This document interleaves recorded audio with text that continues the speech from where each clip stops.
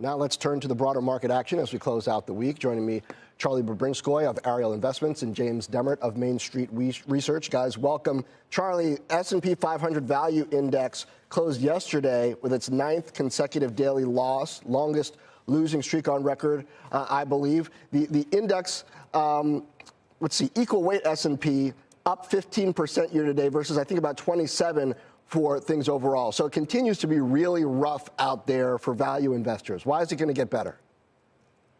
Well, I would say our fund is up 20% this year. I wouldn't call that really rough. I would just say not as good as the large cap growth tech stocks. So it's been a perfectly good year for value investing, just not nearly as good as growth investing. And what we like about this is that we think our names are reasonably priced here. A lot of the names that I talk to you about every time I'm on your show, John, are trading at 14, 15, 16 times, not the 27, 28, 29 times in the large cap tech space. So we think we're getting good returns. Our customers are happy. We would not have predicted a 20% return this year, and we got it. Reasonable valuations, reasonable growth, good growth in our companies, not a bad place to be. Sounds like a tortoise in the hare expectation there.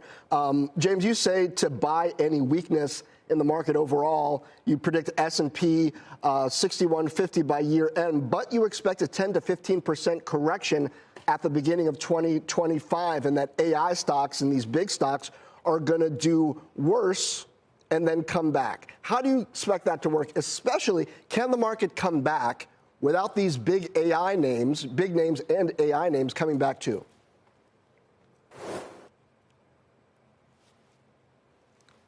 Let's see, I'm not hearing James. Charlie, sorry, let's get your audio fixed. James, not quite hearing you there. Charlie, you expect that healthcare and food stocks, which have responded negatively to the idea of RFK Jr., you think they're overdone. Which ones in particular do you see opportunity in?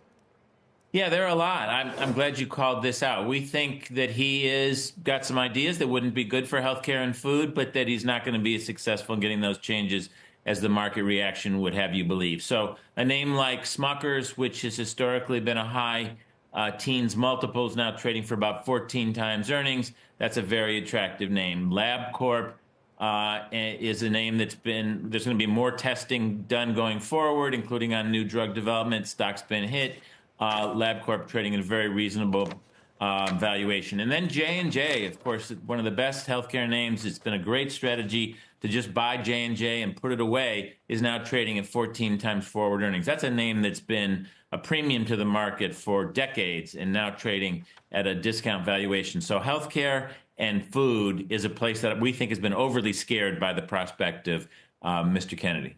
Interesting. James, I believe we got you now. So you expect a down 10 to 15% in the S&P in Q1, but we end the year 12 to 15% higher. How does that work? Do you expect mega caps and maybe some of these AI names to be as strong at the end of the year as at the beginning? Because if so, they're going to take quite a round trip. Yeah, I think it is going to be a round trip. It's been very generous for the AI trade, particularly the semis, but we think 2025 is going to be very different. Number one, we're going to have a startling correction, probably pretty deep for those AI companies because of their higher valuations. But we see 2025 as not a Fed-driven market or all that cash on sidelines, but the economy and earnings are what drive stocks. And that'll help Charlie's stocks because it's going to broaden.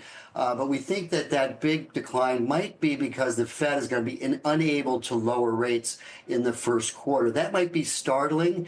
That might have a good sell-off in the tech stocks. But let's remember one thing: we're early in the AI transformation, and as Broadcom suggested and looked at today with the report, we think there's still lots of legs to AI, but it's going to be second derivative AI companies. So yes, the NVIDIA's, Broadcoms do well in 2025, but those second derivative software companies, telecommunications, catch up. So what potentially derails your thesis? If tariffs don't go as you expect, rates pause for a while?